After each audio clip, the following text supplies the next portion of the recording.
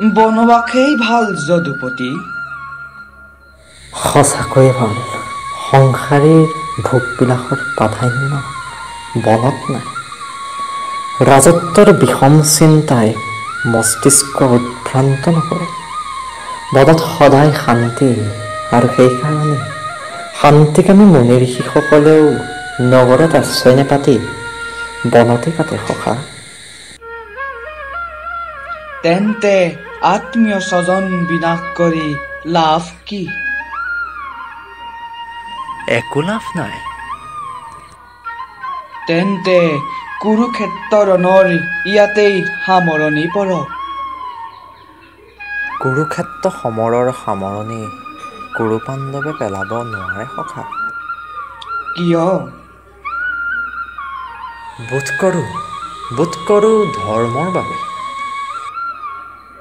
ইয়াত ধৰ্মৰ কথা কি আছে যদুপতি? ই এটা হত্যা, বংশনাশ, এটা বিৰাট ধ্বংস। ধৰ্মৰ মৰ্যাদা ৰক্ষা কৰিবলৈ এটা বিৰাট ধ্বংসৰ প্ৰয়োজন হৈছে সখা।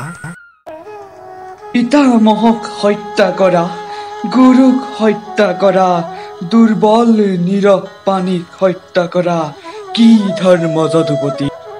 প্ৰকাশ্য ৰাজসভাত সতীক বিৱস্থাৰ কৰা, বালকক সপ্তৰথীয়ে নৃশংসভাৱে বধ কৰা, কি ধৰ্মৰ ফাল্গুনী?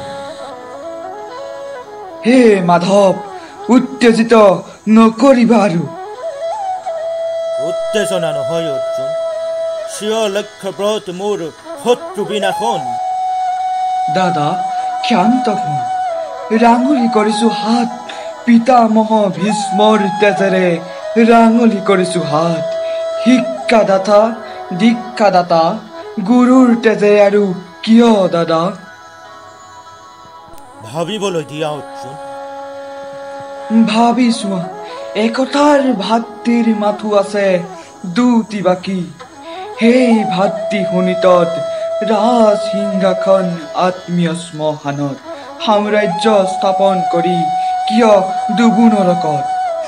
কিয় হেৰুৱাও ইহকাল পৰকাল বংশ শেষ কৰি? সখাই কোৱা কথাও বৰ মিছা নহয় বিকুদৰ। ভাই ককাইতকৈ ৰাজ্য ৰাজপথ ডাঙৰ নহয়। কেতিয়াও নহয়। সেই ভাই ককাই অচিনাকি সুতপুত্ৰ কৰ্ণক অযাচিতে অংগদেশ দান কৰিব পাৰিলে, কিন্তু পাণ্ডৱৰ নামত হ'লে 5খন গাঁও নাহিল। উন্মাদ নকৰিবা কৃষ্ণ। উন্মাদ কৰা নাই বিকুদৰ, কিন্তু এতিয়াও প্ৰতিজ্ঞা বাকী। ক্ষত্ৰিয়ৰ প্ৰতিজ্ঞা, বিকুদৰৰ প্ৰতিজ্ঞা, গান্ধীবধাৰী অৰ্জুনৰ প্ৰতিজ্ঞা এতিয়াও বাকী।